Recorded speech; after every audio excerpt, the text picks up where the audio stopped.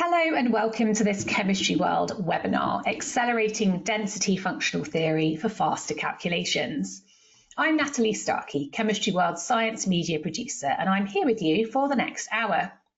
Now, if you're new to GoToWebinar, then I'll just let you know that you can zoom in on the presentation if you want to change the size of it, and that should also resize the speaker image boxes for you. You can do that at any point in the webinar.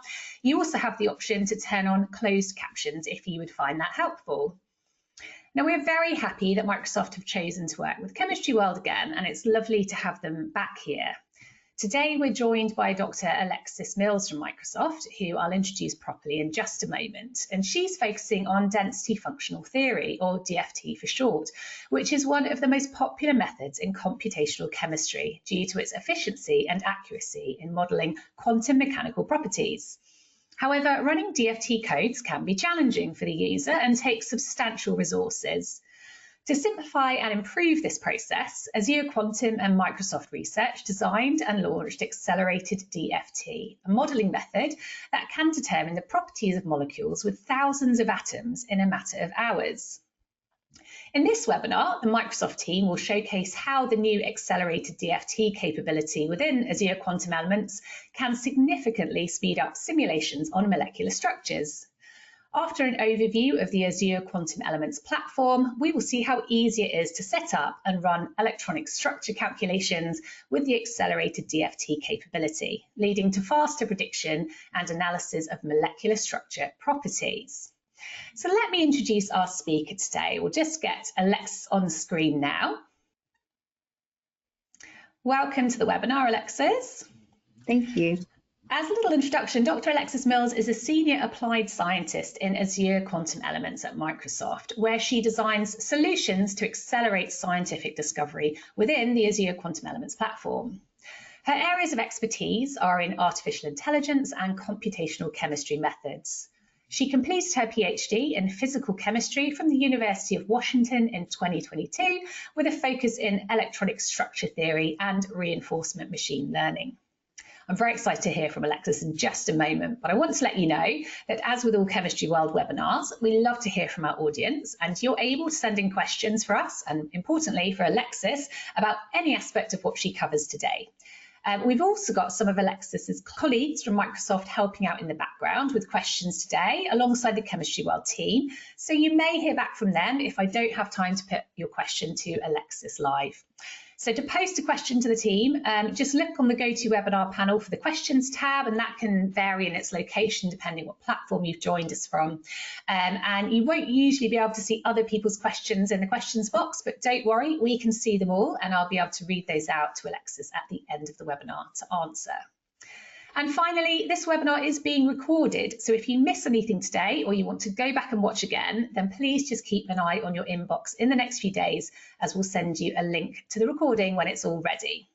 So without further ado, I'm going to hand over to Alexis, and I'll actually be back a couple of times because we've got some polls for the audience to take part in. So we'll get her screen shared now, and then I'll hand over. Brilliant, I can see your slides, Alexis, you can carry on. Perfect. Thank you so much for the introduction. And thank you all for joining us for this next hour to talk about accelerating density functional theory, which is a new service that we're offering through Azure Quantum Elements. So this is a service that you can access. So there's no compilation required on your end, and we'll go through kind of the details of that, how we're accelerating DFT, and also how you can use it, so what the user experience looks like. So my name's Alexis. I'm a computational chemist at Microsoft. Again, my background is in electronic structure theory and reinforcement machine learning as well. Before we dive into ADFT, though, I kind of want to set the foundation and talk a little about why we're in the chemistry space to begin with. So I'm often asked, what is a chemist doing at Microsoft? And that's a fair question. So as we're heading into the quantum future, we're starting to think about applications that will see the greatest benefit from quantum. And we envision this being chemistry and material science problems. So that's kind of been our primary focus as we build out an applications platform that will house quantum compute resources once they're fabricated and both reliable and scalable. And so one of the main objectives here is to accelerate scientific discovery. And so that's kind of embodied in this accelerated DFT service that we're building. And it's also a main goal of ours in the Azure Quantum Elements platform that we're building. And so Satya put it best when he said, our goal is to compress the next 250 years of chemistry into the next 25. So this is kind of the motto that we work with and run with. We don't have 2 centuries to find solutions to some of these big issues that we face today. We need solutions now and immediately. And so we want to support these initiatives by consolidating state-of-the-art technology in a single platform that is both easy to use and super fast. And so in doing this, we're reimagining the standard research and development cycle by encouraging a simulation-first experimentation experience. So that's our goal. That is the whole point of Azure Quantum Elements. I want to emphasize here that the platform is designed to be an on-ramp to quantum computing. So right now we're using classical compute resources, GPUs and CPUs, as well as some really cool features that exist in the cloud, so cloud exclusive technology. We implement some artificial intelligence, we take advantage of existing computational chemistry packages, and we compile this all in one place for you to use. And so, as we're building this out, there are 3 key challenges that we're trying to address with this platform and with these services. The first is scalability. So using the massive scale of Azure HPC, high performance computing, to increase the size of simulations and the number of calculations that we can run simultaneously. There are thousands of virtual machines that we can use in the cloud today to run these calculations. Speed, we're trying to accelerate these workflows, these chemistry and materials workflows, and we're doing this with artificial intelligence. We're doing artificial intelligence supported molecular dynamics simulations, so kind of combining the 2 worlds together, and then through accelerated DFT. Accelerated DFT does not use artificial intelligence, but we'll talk about how we're accelerating that code later. And then accuracy. So addressing inaccurate approximations in electronic structure theory with quantum computing, this is where we see quantum computing having the main benefit. Improving accuracy on some of these really complex chemistry problems and molecular systems that we want to try and study for various applications. And we're actually well on our way to making this a reality. We recently demonstrated an end-to-end chemistry simulation using a hybrid workflow. So what that means is we used artificial intelligence for initial screening because it's very fast. Then we used classical compute resources for an initial optimization, and then we transitioned this to quantum compute resources for further accuracy and simulation. Now, this is a proof of concept experiment because right now the most we have are 12 logical qubits, which is pretty small. It's not going to address some of these really big problems yet. But the idea was to show how we can create these workflows and get better accuracy. And so this is going to translate to those complicated systems that we currently cannot address classically. Or we can try, but with significant approximations. So the idea is to forego that in the future. All of these fall under the main theme of increased productivity. We want to help increase your productivity in your workflows and your research and development. And we're doing this in a couple of different ways. We have the Copilot interface, which is designed for data and simulation setup. So it's kind of your assistant in the chemistry world. And then we also have workflow managers to support simulation setup and execution. Various workflow managers that we take advantage of include IATA, which has plugins for various computational chemistry packages. This is supported on the platform. There's also Fireworks, if you're familiar with that and have a preference to Fireworks. And then we also have some really cool workflow managers with designated expertise. So AutoRxN is one of the examples, which is designed to explore chemical space and discover different reaction mechanisms that can take place given some initial reactants and perhaps a catalyst if a catalyst needs to be present in the reaction that you're evaluating. And so this is designed as a platform as a service. So that means that we handle everything for you in terms of setting up the compute resources, optimizing the codes for you, making sure they run efficiently and effectively on any of the VMs, the virtual machines that you might want to use. So these are the CPUs and the GPU variants that we have. And then we also take care of OS updates and security and everything. So you can spend more time on the calculations and the actual chemistry. So going a little deeper into some of these aspects that we have. So AI, I mentioned there's the Copilot assistants to set up these workflows to help you start running simulations, be it density functional theory calculations or molecular dynamics simulations. We also have these foundation models. So M3GNet is an example here to quickly inference structure energies and forces. They're also fine-tuned models. And so these are super useful for inferencing physical properties for initial screenings in various workflows. So these models can be fine-tuned on specific properties of interest, such as solubility, boiling point, really whatever you have data for, we can fine-tune these models. Scale is addressed again through the Azure cloud using these workflows for the various computational chemistry packages, AutoRxN we talked about. And then this is all done in Azure, so we have the advantage of the cloud exclusive technology. And what I mean by that is we have InfiniBand, so we can scale together these compute resources and effectively increase the compute resource that we want to run our simulation on. And this is super beneficial, and I'll show you why later during our benchmark discussion. And again, this is hosted on the cloud, so you just need access to the internet, and you can get up and running with your cluster and all these tools that exist there.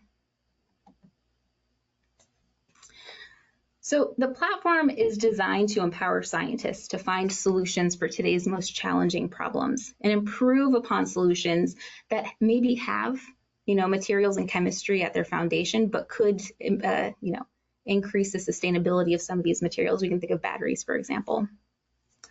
So challenges we think about addressing with this platform include, materials for better solar cells. So we can efficiently convert solar energy into electrical energy to power our devices, maybe our cars, our phones, our computers.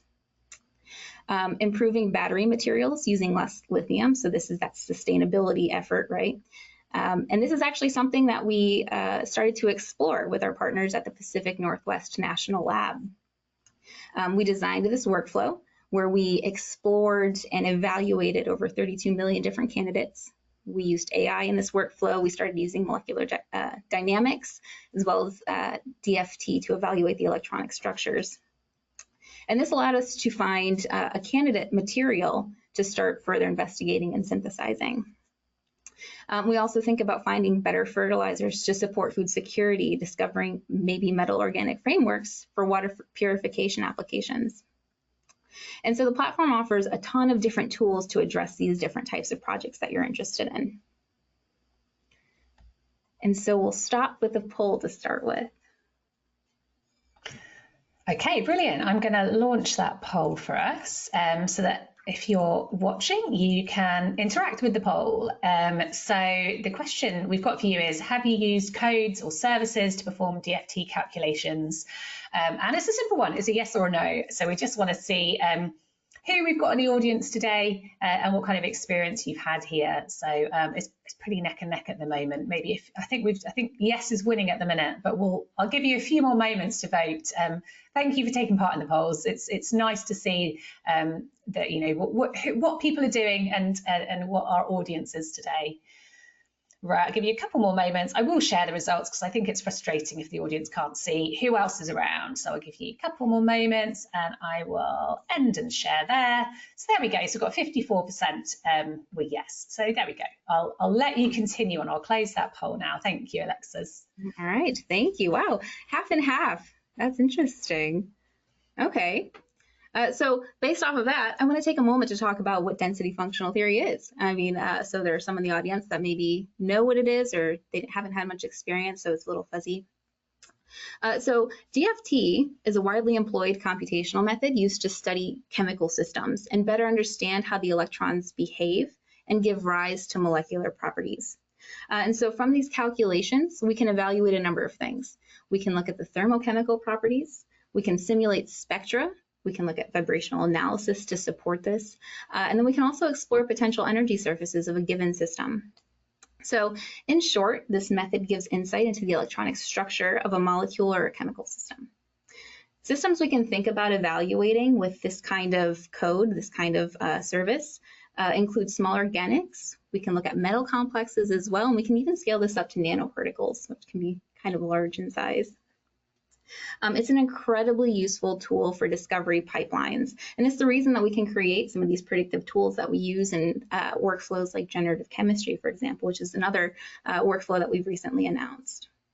We can take advantage of the data from these simulations, and when we have fast simulations, we can gather more data, right? And then we can use this to train these models.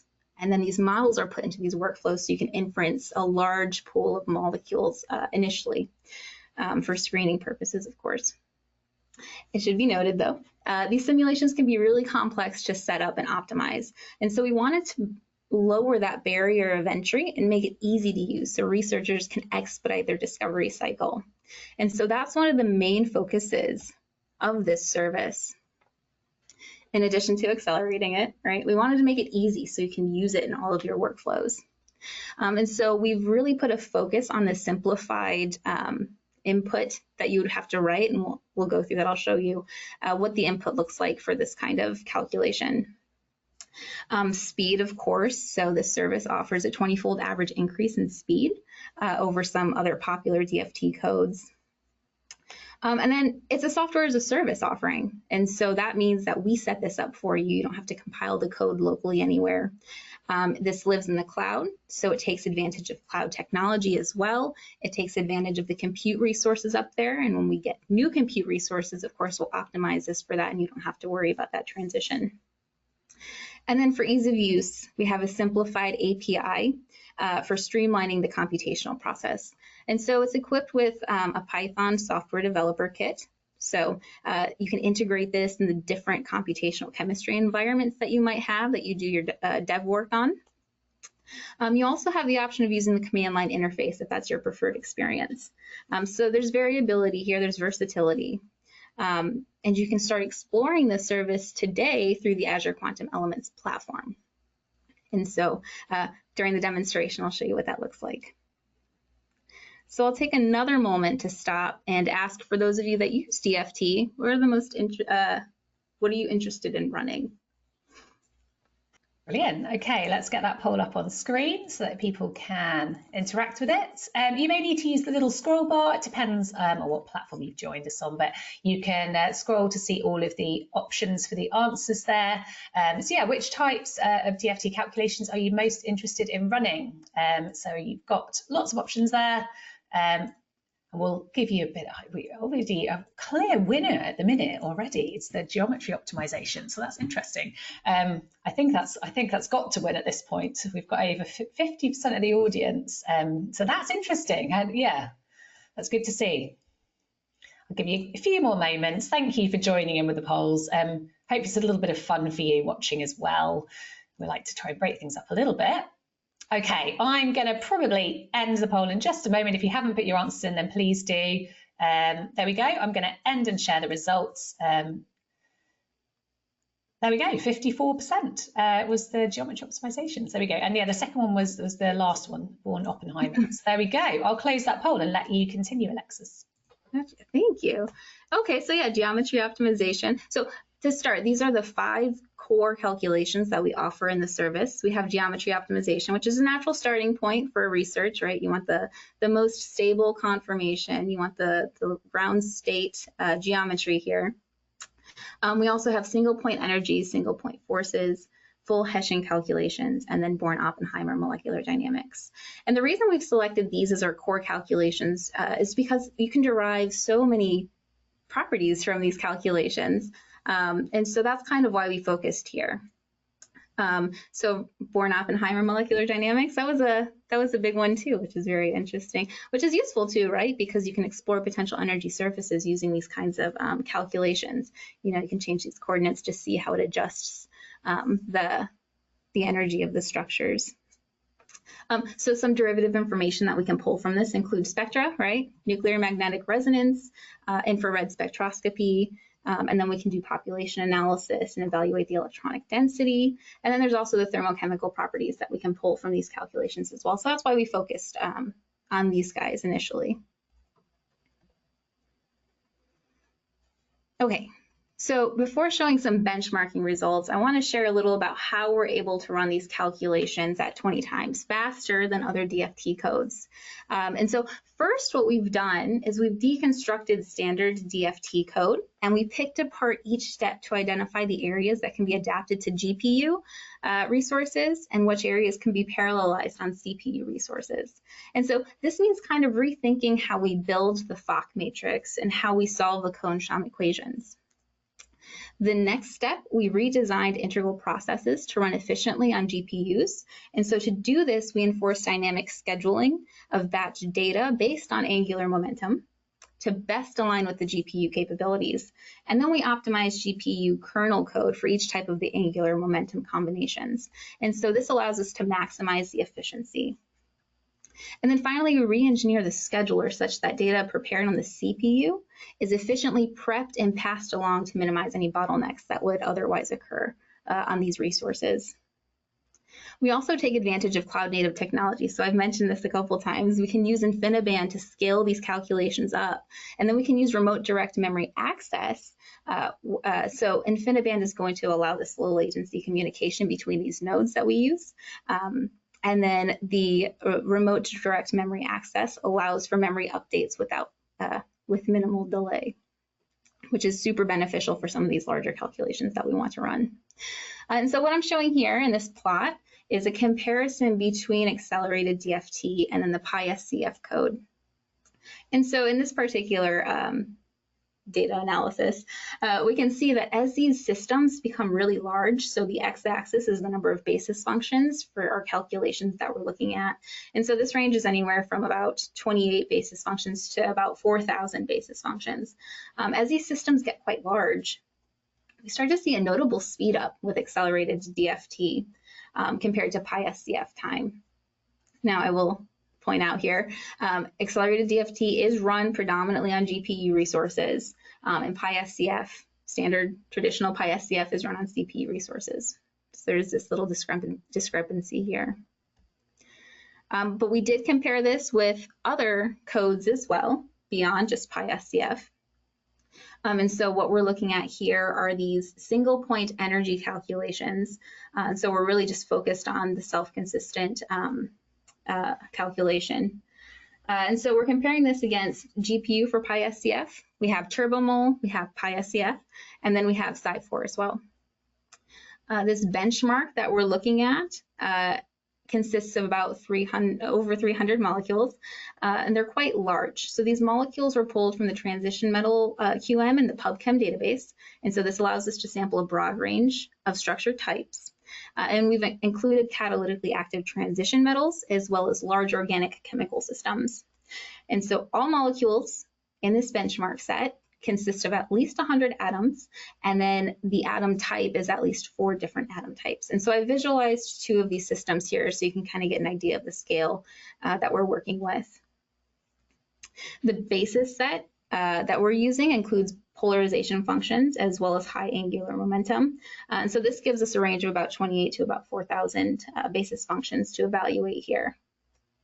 The average is about 2,500 basis functions, which is denoted and illustrated by more of the blue points on the plot over here. And then the 2 types of functionals that were considered in our calculation include hybrid meta GGA and then range separated GGA. So we have the 2 plots side by side illustrating the difference in the times. And so all of these were compared against the durations of the accelerated DFT jobs. I will point out all of these molecules were able to converge with accelerated DFT. There are a handful that failed to converge in some of these other codes. And so that demonstrates kind of the versatility and the stability of the accelerated DFT code. But for fair comparison, we only compared the durations of the completed calculations across the various packages here. And so this kind of illustrates how accelerated DFT does experience a speed up. The most direct comparison that we can make here is against accelerated DFT and GPU for PySCF, because both of these codes were run on GPU resources. TurboMole, PySCF, and Sci4 were on CPU resources. All right, I want to take a moment to ask another question. How long are you waiting for your calculations? So we'll pause. Okay, brilliant. Let's bring up that poll. Okay, launch that one. There we go. So yes, using your DF code of choice, how long does it take to perform a task, such as I'm going to check single point energy, isn't it, SPA? I'm just going to double check what the acronym is. So we've got seconds, minutes, or hours. So it does seem like hours is winning at the moment, which is quite interesting. That's, I guess, not surprising. I think that's probably music to your ears. I'll just remind you, whilst you're all interacting with that poll, thank you for doing so. Don't forget to send in your questions.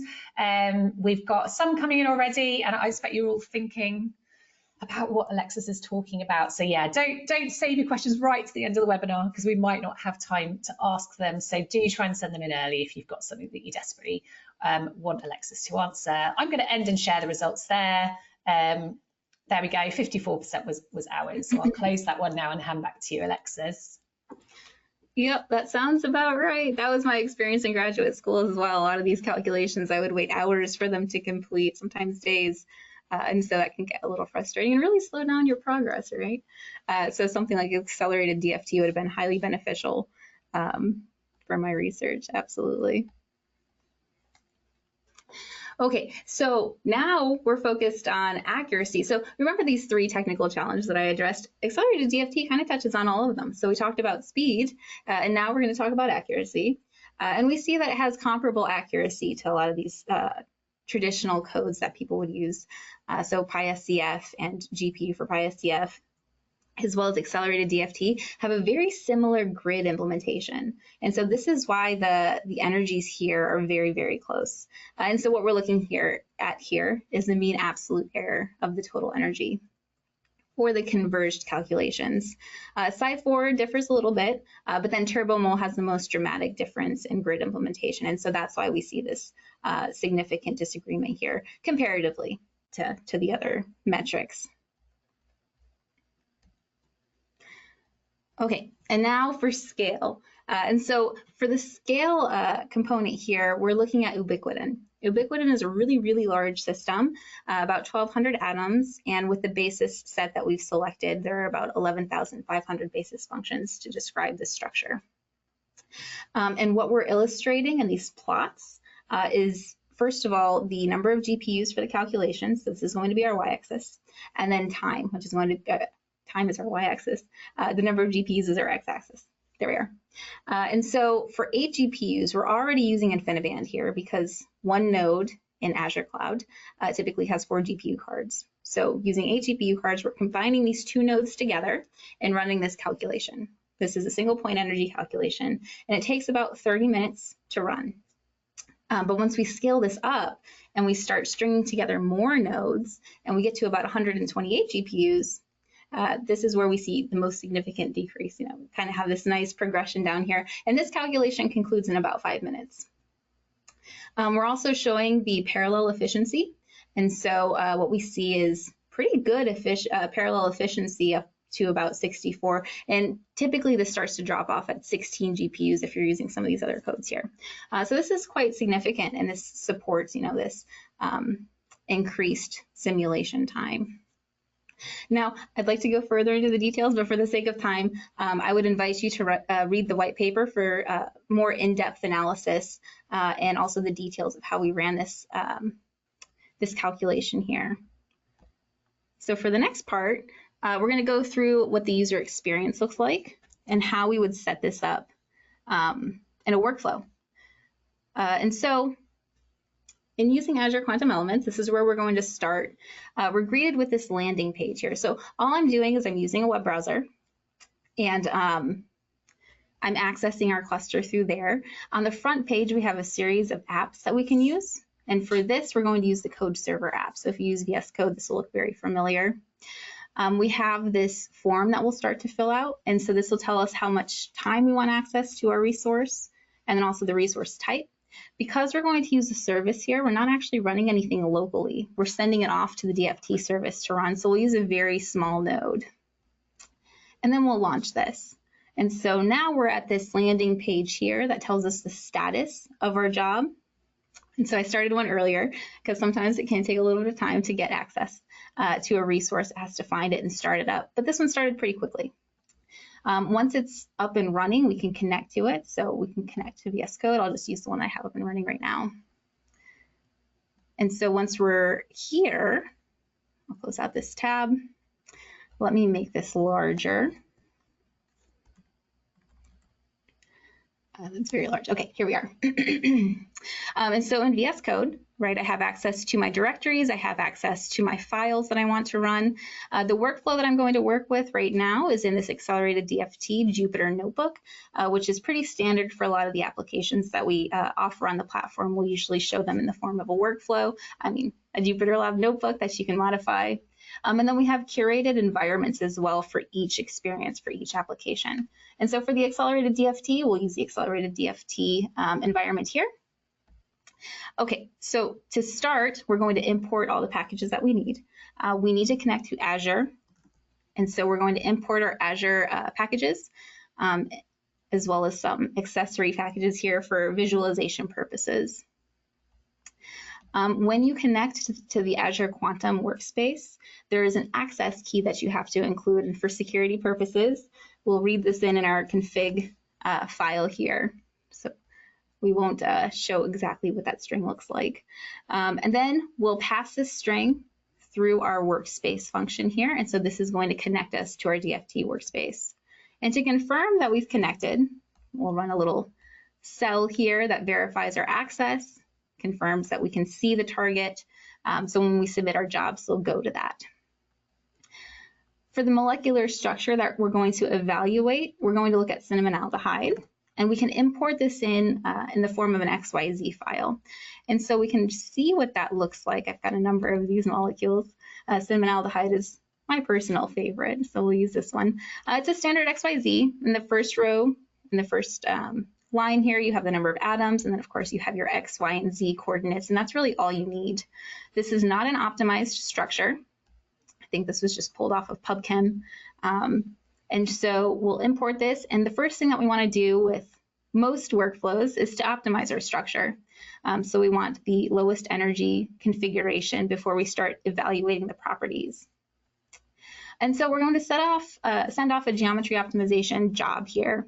For every job, we should give it a name so we can easily go through and pull it out in the future. And so what I'll call this is, I have a variable molecule, which is cinnamon aldehyde, and then underscore geo. So geo is the key for geometry optimization. And then we want to define our input parameters. And so this is where we indicate what kind of job we want to run, as well as the details of the job. And so it's in the form of a dictionary with basic keys that we'll give values to. So task type, geo, geometry optimization. For the basis set, we'll provide the name of it. We'll use def2 SVPD, and then the exchange correlation functional, we'll choose B3lib. We have access to tons of different options here. These are just the two that I have selected.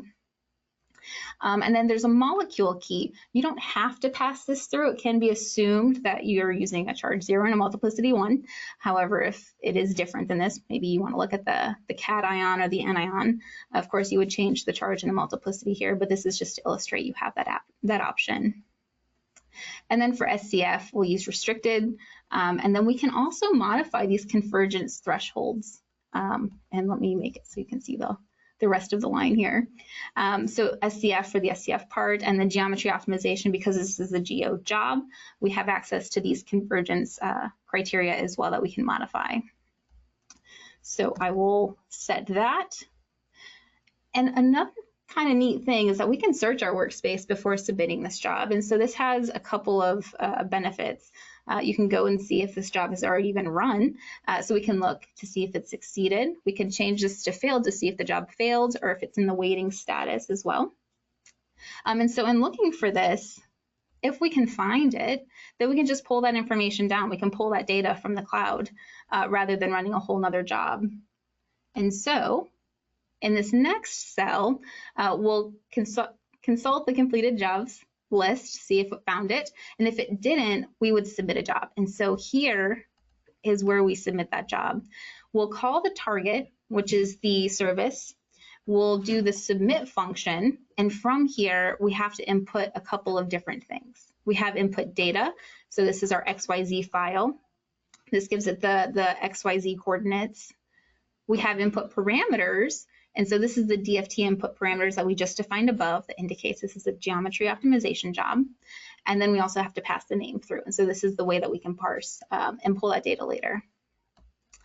If the job has completed and we found it in the service, it'll let me know that I found my job. And for the sake of time, I'm going to pull the information out because, sending this off, allocating those resources can take a couple minutes, and then the geometry optimization will take about a minute or so. I will show you how long this calculation takes, so we'll pull this information out, and we'll do that here actually in this next cell. So we've found our job, we've confirmed that it succeeded, and we're going to get the results here, and we'll call it the QC schema.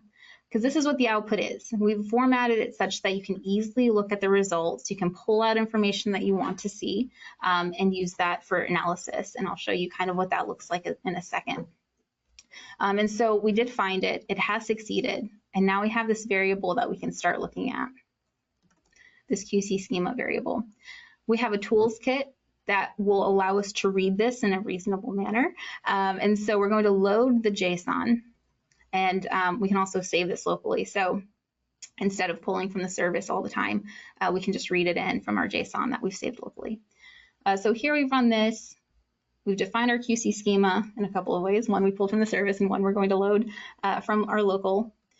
And now we can start looking at some of the properties that we're interested in. So duration, I promised I'd show. This one actually took about 3 minutes to complete the optimization. And so we've pulled this out of our provenance key and called the total time in seconds. We can also print the energy of the optimized structure. This is reported in Hartrees, and so here we're illustrating that. And then because this is an optimization job, we have a series of steps, and we can actually plot this to see what that looks like.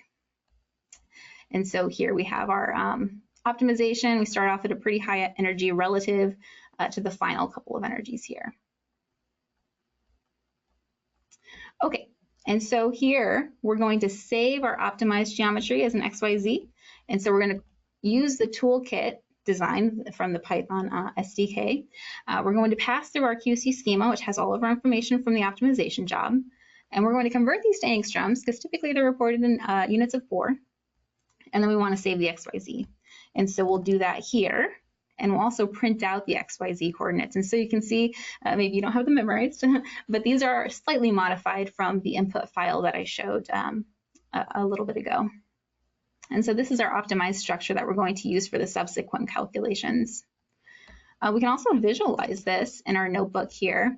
And so we have this 3D package that we're using where we can plot our structure, and we can also move it around a little bit to investigate it in 3D space. Okay, so I'm going to clear some of those outputs. And we'll move on to the single point energy part. This is going to look largely the same. And so we'll have this job name that we give it, which is single point energy in this case, so underscore SPE. And the most notable differences that we'll see here, task type, of course, becomes SPE instead of GO. We'll use the same basis set in exchange correlation functional. Molecule, we're not going to look at the cation or anything, so we'll keep this as well. And then SCF, now we have this new key within the dictionary of the SCF key. And this is require wave function set to true. And so this will give us extra information out. And this is where we can start evaluating some of those interesting properties. So we can look at molecular orbitals, for instance, and we'll actually do that in this section here. You also have access to PCM calculations. And so that would be done in this commented out cell. This is just to illustrate that this is an option for you as well. Oh, I should run this cell. So we'll run this. And then again, in the interest of time, I'm going to pull this information from the service, and then we'll evaluate it there. I'll still show you the duration of this calculation for full transparency. And yeah, we're able to find this in the workspace. Again, we're going to pull our results, and we're going to use QC schema. And I don't think I pointed it out, but we did use the optimized structure for this calculation, because of course you want to look at the ground state geometry here. Okay, So now some of the properties that we can pull out, we can look at the basis functions, we can look at the total energy, we can look at the nuclear repulsion energy, and then of course the time. This took 6 seconds to complete. We can also look at some of these other properties too. And so if we pull out, let's see, this guy, and we look at keys, because this is in a dictionary, we can evaluate some of these other keys that we have access to. And so, you know, we can look at the number of SCF iterations. And we'll do that here. So if we do this guy, and then comment this guy out, we'll see that this took about 13 iterations to complete. The next part is visualizing some of these properties from this calculation. And so we'll take the information from Accelerated DFT, and then we'll use PySCF to start working this up. And so we have imported PySCF as well as some of the tools. And then we've used PySCF to recreate our SCF object here. And so again, we pass in our QC schema, which is from Accelerated DFT. And now we're using PySCF again. Now this is normal. There's no effective core potential on these. These are very small. And so that's the typical output there. Okay, from our results, we can start looking at the highest occupied and lowest unoccupied molecular orbitals by going through our wave function here and looking at the SCF occupations. And this will give us insight into which orbitals are which. And so once we no longer have occupations, that'll be our lowest unoccupied molecular orbital. And of course, the one right below that will be the highest occupied. And so we'll print out the indices here because we want to visualize perhaps the HOMA, which we'll do in the next cell. But we can also pull out the energies here, and we can start looking at the band gaps. And so that's what's been calculated in this last bit here. So to evaluate the highest occupied molecular orbital, we will pull the cube files here. We actually generated it, but this can take a couple minutes. So I'm going to read it in instead.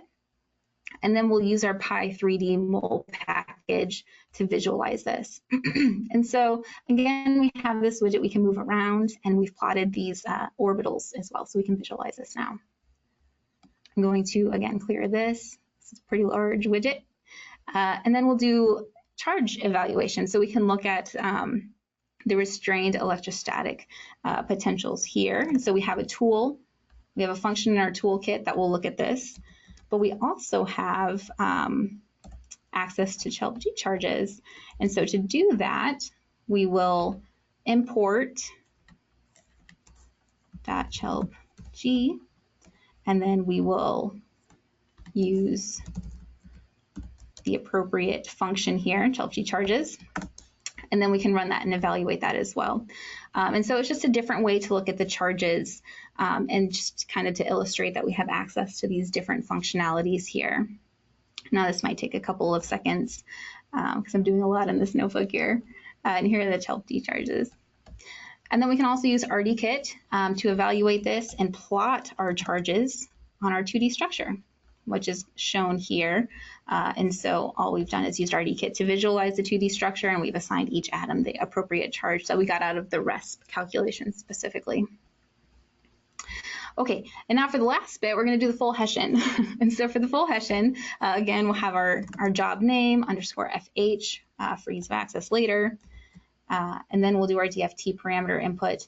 The only difference here between the SPE and the FH, full Hessian here, is our task type, which we're changing to FH. Again, we still want this wave function because PySCF will use this to evaluate. And so we'll pass this through. We're going to search our workspace, and it will be in my workspace, but I promise I'll show you the durations. And so we found it in the workspace. We'll refresh our job here, and we'll confirm that it has succeeded, and then we'll look at the duration. Okay, so this took about a minute to complete the evaluation of the full Hessian. And so from this, we can get some useful spectra. So we want to look at the infrared spectrum of cinnamaldehyde. And so to do that, again, we'll import everything that we need to evaluate this from PySCF. And then I have a couple of templates that have been written specifically to evaluate this using PySCF, because it can take a little bit of time.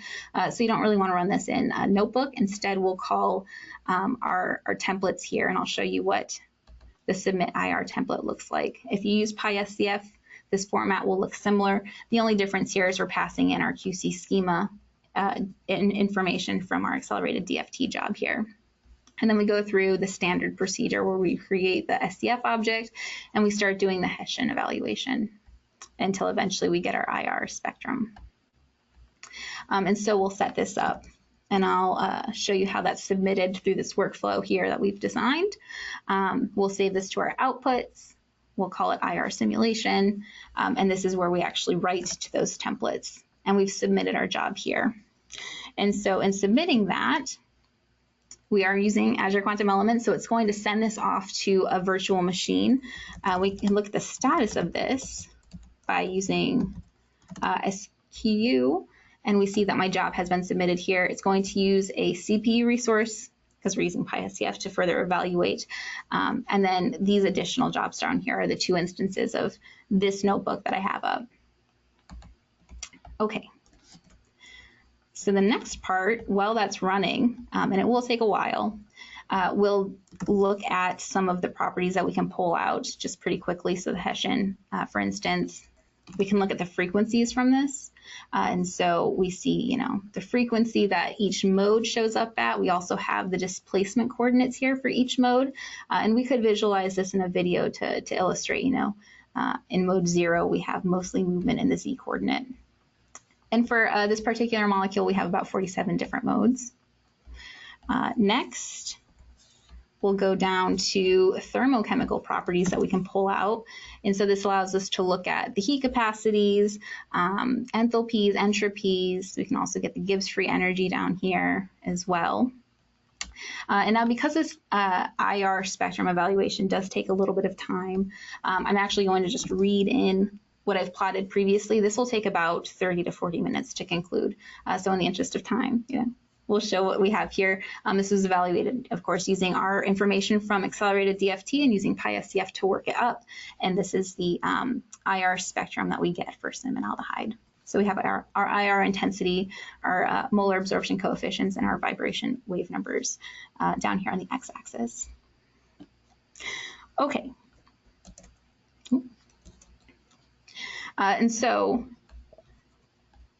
that was a demonstration of how we can use this to evaluate a single molecule. But other ways that we can think of using accelerated DFT is in backends of some of these workflow managers. And so I talked about AutoRxN, which is this workflow manager that we have to explore chemical reactions in chemical space, given some reactants or catalysts in the presence of reactants. And so each of these steps in this reaction exploration, each of these elementary steps requires a DFT call. And so we can think about using accelerated DFT on the back end here to accelerate this exploration and accelerate this discovery, because these calculations are pretty quick. And so this allows you to explore much larger systems and much larger chemical space and to really expedite this research and discovery type cycle that you might do. And then finally, we've had users of the service with good experiences. They've noticed a significant speed up. And of course, we're always here to help. So we really value your feedback if you use the service, if you use the platform, because we always want to improve it and make it usable for scientists. We want to make sure it's user-friendly. We want to make sure it's fast. So all of this feedback we really appreciate. And any improvements we are definitely set on helping out with. And so with that, I will end here. Here are a couple of links if you're interested in checking out our blog, which posts a lot of really cool new stuff that we do. We also have a beta copilot that you can play around with. It's the chemistry expert. So you can ask it chemistry problems, chemistry questions. And then we also have the white paper that you can check out to get more of the details on the service and the capabilities that it has. So thank you for your time. That was brilliant. Thank you so much, Alexis. It's so good to see a real demo and in so much detail. I think, the audience it's going to be massively useful to everybody watching. So thank you so much. That was really brilliant, really clear. I'd have to say the questions box is one of the busiest questions box I've seen in a webinar in recent times. So bear with us. We may run over a little bit. I'm just going to let you know, if you do need to disappear for the end of the webinar and you can't stay any longer, then you're going to get a recording of the webinar in the next few days anyway, so you'll be able to catch up with any of the questions that you might miss. But do hang around, because we'll see how many we can get through right now. So I'm going to start with a question. You mentioned that accelerated DFT is 20 times higher than regular Pi SCF, but under what conditions was this measured? Right, so this was measured using Azure Cloud, so the resources that exist up in the cloud. So it's sort of a fair comparison, but of course Pi SCF is utilizing CPU resources, and Accelerated DFT will use the GPU resources. For more direct comparison, we would look at GPU for Pi SCF because both are going to use GPU resources. But again, this is done in the cloud, so it's a fair comparison, and they're the same quality and setup. For additional details, this is also outlined in the paper too. So if you want to see exactly the kind of GPUs that we use and everything, that's detailed there for reference. But that's brilliant. Thank you. I'll just let the audience know as well, in the chat box, we are sharing a lot of links. They're coming from us, so you can click on those. They're all the Microsoft links for all the things that we've mentioned, so you can follow up with those after the webinar and have a good research about what's going on. Let's move on to another question. A great question, actually. What are the exclusive advantages of using accelerated DFT? There are so many. Okay, so to start with, it's accelerated, so it's so fast. It's super easy to use. So if you have experience using some of these other DFT codes, you know that the inputs are very different and they're very sensitive to the template and the format that you put everything in. The keywords differ and they're not always super intuitive. So ease of usage is one of them. The fact that we compile everything for you and we maintain it. So when there are system updates, you don't have to worry about things breaking.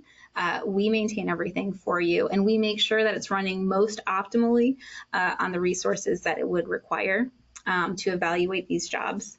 So ease of use, speed. You also have access to the cloud exclusive capabilities there, which you wouldn't have otherwise, especially on-premises high-performance compute architectures.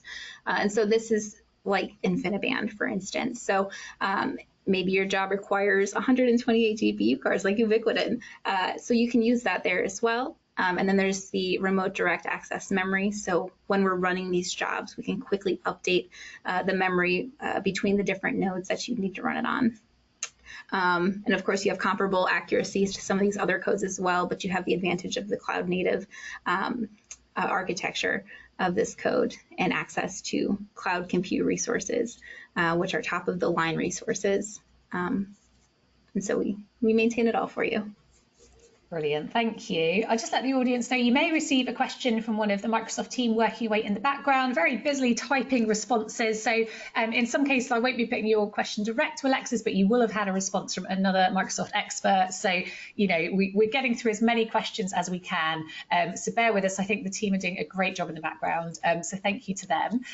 Let's move on to another question. We've had a few questions relating to the language that the code is written in. Can you expand on that a little bit? Mm-hmm. Right, so the code is written in C++, but the way that we can interact with the code, which is a little different, of course, we have that Python software developer kit, which is easier for users to implement into their workflows, like we saw in the demonstration that I went through. That's an example of how we can send jobs off easily. But then there's also the command line interface, if that's what your preferred interaction type is. But the code in general and what is running in the background is written in C++. Okay, so I think people are also wondering, how familiar they need to be with Python to get the most out of the platform. I guess is that going to be a barrier to people joining?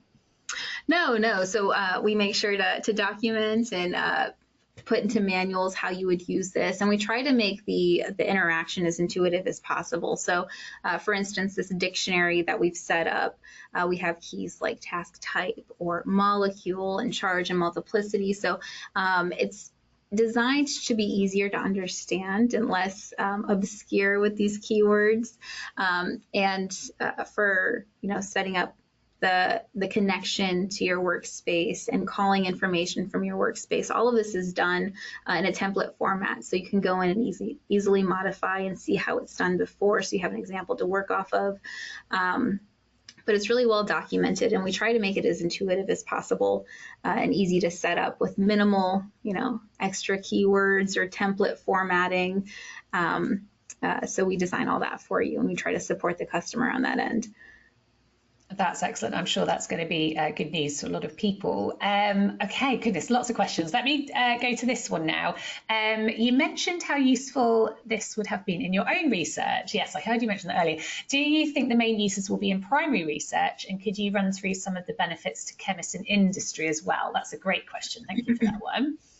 Yeah. So some of the benefits in academia and industry really is just expediting this discovery process and this evaluation. So I know in a lot of my work, it was evaluating structures to understand the electronic structure of metal complexes, for instance. And so we wanted to run these single point energy calculations, and then we wanted to do these full Hessian type calculations because we wanted to get the vibrational modes. And so these can take a really, really long time. 8 hours sometimes for some of these jobs to complete. So that's almost a whole day lost.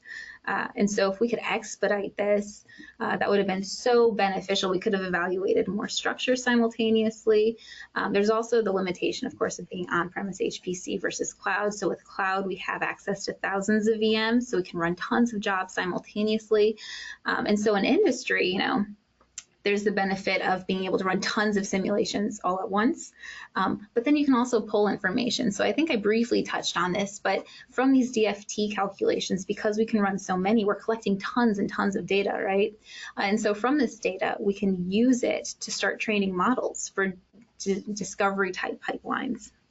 So, we can inference the ground state energies on some structures because we've pulled this information from our DFT calculations. We have so much to work with because we're able to run so many simultaneously. So it's really the accelerated aspect here, the ease of usage, of course, and the fact that we didn't have to maintain anything. So I think all of that kind of helps with expediting this R&D cycle. Excellent. Thank you. Great answer. Okay, let's go to another question. So we have, here we go. DFT has known limitations in terms of accuracy. However, more accurate methods are computationally prohibitive for studying systems with many heavy atoms. How will this technology enable more accurate methods to study these systems? Great question. Yeah, that's a great question. So this is still DFT, right? You still have access to these functional groups and these basis sets of standard DFT calculations. And so a way I can see this working and helping with that area is expediting sort of this initial optimization process, and then you can go to higher levels of theory to start evaluating at these higher levels of theory. And so, you can run this with ease of mind that you're getting comparable accuracy to other DFT codes, of course, but at an expedited rate. And so I know I keep touching on this accelerated portion here, but it's so significant in saving time and being able to evaluate more structures, which is super important for R&D, of course. And so, it's evaluating these quicker, having a better starting point for some of these higher calculations where you'll spend some more time, of course, is one way I see this helping with accuracy of some of these more complicated systems. Absolutely. Brilliant. Okay, I'm going to get through maybe 2 more questions. Let's see how we do. We've got a good question here, although I think it's a good question, although I don't know how to pronounce some of the words, but I'm going to do my best and you can correct me if I'm wrong. So the energy was shown to be 12 decimal places. Precision with DFT is a challenging problem. How accurate are your energy? And they're asking about milli-Hartrees or hundreds of micro-Hartrees or nano-Hartrees. Is that how you say those words? Is it Hartrees? Hartrees, yep. Okay, there we go.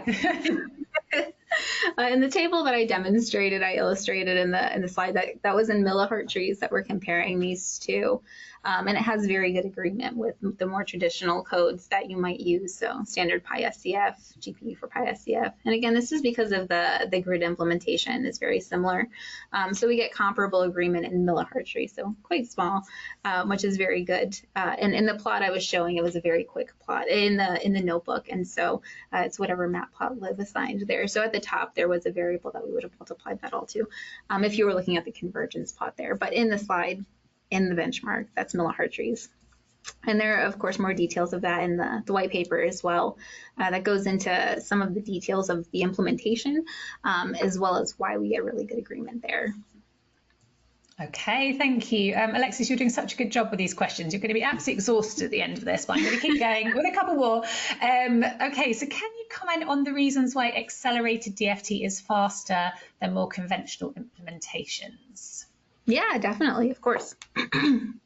So some of the big reasons include just the resources that we're running on. GPUs are really fast compared to CPUs, and so we have that advantage. But also the fact that we redesigned standard DFT code to run optimally on these resources. And so we've reconstructed how these jobs are set up, and we've taken advantage of some of these properties that would really help expedite these calculations. And so it's a combination of rewriting some of this code, fixing what could be parallelized to improve performance on CPUs, because some of that is still harnessed in these evaluations and these calculations, and then of course running in the cloud. And so for these jobs, you have access to GPUs, but you also have access to stringing these GPUs together. And so we saw how that improved the ubiquitin benchmark case here. So it's kind of components of different aspects, rewriting code, GPUs, and then InfiniBand technology that help expedite these calculations. Okay, thank you. We are just about out of time, and I think I'm going to have to end the questions there. But thank you so much to everyone in the audience. It's been amazing to see you all get involved and all ask these questions. If we didn't get around to answering your questions, I think the team is still working away in the background, getting through as many as they can. They will have all of the questions sent to them, so they should be able to contact you if it's something really important they can get back to you with. But if you haven't received an answer today to your question, I'm really sorry if we missed it or we didn't get time to put it to Alexis, but you've got all those contact details, all those links that you can follow up with, and you might find your answer on one of those, or you can contact Microsoft directly. But yeah, thank you so much for joining in. It's really great to see such an engaged audience. But that is all we have time for today. But thank you so much to Alexis and also the wider Microsoft team for joining us today and for choosing once again to work with Chemistry World webinars. We really appreciate all the hard work they put into their webinars, and yeah, it's been a great one today once again. If you missed anything or you need to go back and check something you've heard, then do look out for a recording of the webinar that will be emailed out to you in the next few days. Just hold tight until that comes, and you'll be able to watch again, which is great. But yeah, from everyone here at Chemistry World, we look forward to seeing you again in a future Chemistry World webinar. Thank you and goodbye.